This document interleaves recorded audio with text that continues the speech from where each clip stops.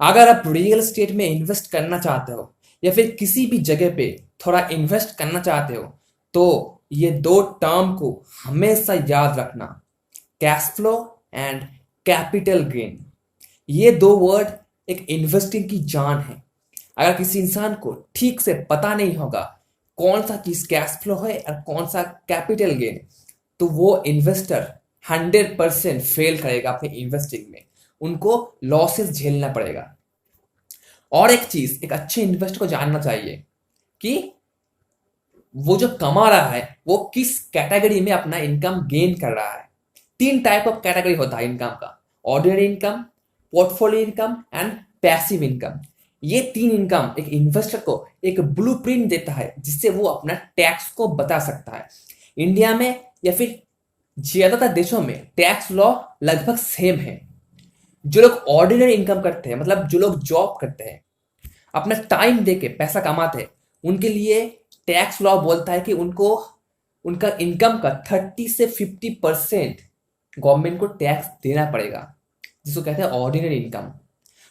Portfolio income मतलब suppose आपने कुछ सेब खरीदा 100 रुपए में, आपने उसको 150 रुपए में बेच दिया, तो आपको टोटल नेट प्रॉफिट हुआ 50 रुपए। इसको कहते हैं कैपिटल गेन। आपने एक घर खरीदा 20 लाख का, आपने उसको बेच दिया 30 लाख में, तो वो हुआ कैपिटल गेन। आपने एक स्टॉक खरीदा, शेयर खरीदा स्टॉक मार्केट में 500 रुपए में, आपने उसका बेचा 800 रुपए में, तो आपका नेट प्रॉफिट हुआ 300 रुपए, तो ये हुआ कैपिटल गेन। मतलब टोटल अमाउंट अब अगर आपको जब कभी भी मिलेगा तो वो होगा कैपिटल गेन, जिसको कहते हैं पोर्टफोलियो। तो इस पोर्टफोलियो में गवर्नमेंट का रूल है 50 से 20 या 25% तक आपको टैक्स देना पड़ेगा। और पैसिव इनकम में आपको कोई टैक्स नहीं देना पड़ेगा, जिसको कहते हैं कैश फ्लो। सपोज आपने 20 लाख की एक प्रॉपर्टी खरीदा, एक रेंटल प्रॉपर्टी खरीदा या फिर अपार्टमेंट खरीदा, आपने उसको भाड़े पे दे दिया। हर महीने आपको वो रेंटर 5 से 10 हजार रुपए हर महीने आपको भाड़ा दे रहा है, तो वो 5 से 10 हजार रुपए आपका कैश फ्लो होता है, जिसमें कोई भी टैक्स नहीं लगेगा। और स्टॉक मार्केट में भी ये होता है। स्टॉक मार्केट में लोग डिविडेंड कमाते हैं और वो टैक्स बचाते हैं। दोस्तों, जो अच्छे इन्वेस्टर होते हैं रियल एस्टेट में, उनको कैश फ्लो और कैपिटल गेन के बारे में पूरी नॉलेज होता है और वो जानते हैं टैक्स को कैसे बचाया जाए।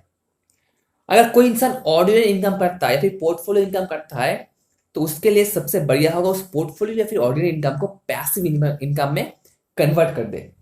और जो एक अल्टीमेट इन्वेस्टर के गोल होता है, वो ज्यादा टैक्स नहीं देना चाहता, कोई भी अपना पैसा गंवाना नहीं चाहता, तो आपको लीगली टैक्स देना नहीं पड़ेगा अगर आप अपने इनकम को पैसिव इनकम में कन्वर्ट कर दे। आप एक मकान खरीद लीजिए, कुछ शेयर खरीद लीजिए, कुछ भी कर सकते हो आप। और अगर आप कुछ मकान खरीदते हो तो आपको हर महीने कैश फ्लो मिलेगा, प्लस उस मकान का प्राइस एप्रिसिएशन भी होगा। 5 से 10 सालों बाद उस मकान का प्राइस भी बढ़ेगा, तो उसमें आपको डबल फायदा। आप कैश फ्लो गेन कर रहे हो हर महीने 5 से 10 हजार रुपए, प्लस 5 सालों के बाद 10 सालों बाद आपका वो मकान 20 लाख से 30 लाख हो रहा है, इसमें दोनों तरफ से आपको फायदा मिल रहा है। और यही एक अल्टीमेट सुपर इन्वेस्टर करता है। वो दोनों ही चाहता है, उसको कैश फ्लो भी चाहिए, कैपिटल गेन भी चाहिए। ये हमेशा याद रखना, cash flow is the king in real estate. अगर आप रियल एस्टेट में इन्वेस्ट करते हो, कैश फ्लो के पीछे नहीं भाग रहे हो, तो आप एक बहुत बड़ी गलती कर रहे हो और आपकी मिलियनर बनने का चांस थोड़ा कम होते जा रहा है अगर आप कैपिटल गेन के पीछे भाग रहे हो, क्योंकि आपको उसमें बहुत ज्यादा टैक्स देना पड़ेगा।